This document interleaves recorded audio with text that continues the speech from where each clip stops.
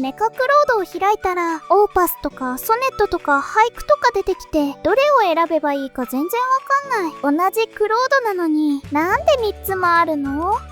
それね、めちゃくちゃ多くの人がつまずくところなんだ。先に結論だけ言うね。クロードの中身は賢さと速さと値段が違う3つのタイプに分かれてるんだ。ざっくり言うと、難しくて重い仕事は一番賢いオーパス、普段の用事はバランスのいいソネット、早く軽くやりたい時は俳句。この3つだけ覚えればもう迷わないよ。なんか急にすっきりしてきた。じゃあこの動画を最後まで見れば、オーパスソネット俳句をいつどう使い分ければいいかが完璧にわかるってこと。そういうこと。なんで何個もあるのかっていう超基本から覚え方のコツ、それにお金の話まで順番に優しく解説していくよ。やった、お金の話も出てくるから、この動画では1ドル150円くらいで換算するね。それじゃあ行ってみよう。まずは超基本から。なんで一つの AI にモデルが何個もあるの？いい質問。理由はシンプルでね、もし1種類だけでいつも全力で一番賢い AI を動かすと、答えが返ってくるのが遅いし、お金もかかっちゃうんだ。確かにちょっとした調べ物にまでいちいち全力出されても待たされたら困るかも。そうなんだ。だから車に例えると分かりやすい。引っ越しの大荷物にはトラック、街乗りには普通の車、ちょっとそこまでなら自転車、全部使い分けた方が早いし安いしちょうどいいよね。なるほど。 AI も用事に合わせて賢い重いやつと軽くて速いやつをちゃんと使い分けてるんだ。賢いね。しかもこれクロードだけの話じゃないんだ。実はどの AI も同じ作りになってる。チャット GPT にもすぐ返す返事とじっくり考えるモードがある。ジェミニにも高性能な方と軽くて速い方がある。だからこの考え方を1回覚えれば他の AI でもそのまま使い回せるんだよ。チャット GPT もジェミニも同じ考え方なんだ。じゃあこのクロードの3つが分かれば他の AI にも応用できそうじゃん。続いて本題、オーパスソネット俳句。この3兄弟の違いを一気にいこう。3つを兄弟だと思うと覚えやすいよ。まず長男がオーパス。3人の中で一番頭がいい。難しい相談も長い文章もじっくり考えて答えてくれる。その分答えはゆっくりでお値段も一番高めなんだ。へえ、長男のオーパスは賢いけどマイペースな秀才って感じね。じゃあ次男は？次男がソネット。この子が一番の働き者でね、賢さと速さのバランスがすごくいいんだ。難しすぎない用事ならほとんどこのソネットでこなせちゃう。普段使いの主役はだいたいこの次男だよ。なんかいいな。次男のソネット、器用で頼れるお兄ちゃんって感じ。三男の俳句は？三男の俳句はとにかく早くて一番お安い。難しいことより短い文をたくさんさばくような軽い仕事が得意なんだ。パッと返してほしい時の末っ子だね。3兄弟を一つの表にまとめるよ。長男オーパスは賢さが一番。でも速さはゆっくりでお値段は高め。次男ソネットは賢さも速さもバランスよし、お値段はほどほど。三男俳句は賢さはそこそこ。でも速さは一番、お値段も一番安い。賢さと速さとお金はシーソーみたいに逆なんだ。片方を上げるとどこかが下がっちゃうんだ。3人とも得意なところが違うってこと？そう、その逆の関係がイメージできればもう半分分かったようなものだよ。賢さを取るか速さと安さを取るか、この天秤を頭に置いておくと選ぶ時にすごく役に立つんだ。でもさ、オーパスソネット俳句って名前がややこしい。どれがどれだか覚えられる？そこで絶対忘れない覚え方を教えるよ。実はこの3つの名前全部作品の大きさを表してるんだ。しかも大きい順に賢いって覚えればいいだけ。作品の大きさ、名前にそんな意味があったの？まず一番賢いオーパスはもともと大作っていう意味の言葉なんだ。何十分もあるずっしり重い大きな音楽作品だから、長くて重い仕事が得意な長男にぴったりでしょう。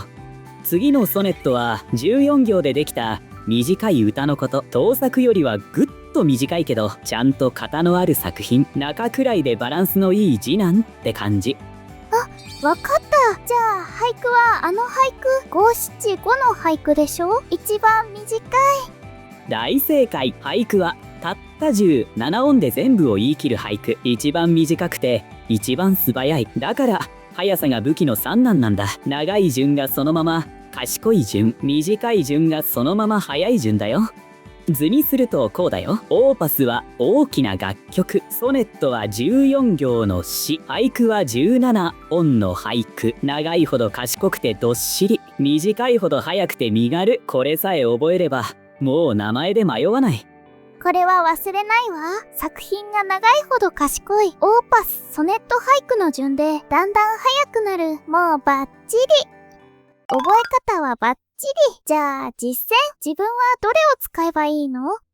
用途ごとにおすすめを全部言っちゃうね。まずすごく難しい相談や長い資料を丸ごと読ませて要約したいとき、本格的なプログラムを書いてもらう重い仕事。これは一番賢い長男オーパスの出番だよ。なるほど、ここぞの本気モードはオーパスね。じゃあ普段のちょっとしたことは？普段の用事は全部次男のソネットでいいよ。メールの下書き文章の要約、英語の翻訳、ちょっとした調べ物、日常のほとんどはこのソネットでサクサク片付く。だから迷ったらとりあえずソネットで大丈夫。迷ったらソネット。これは合言葉にできそう。じゃあ三男の俳句はどんな時？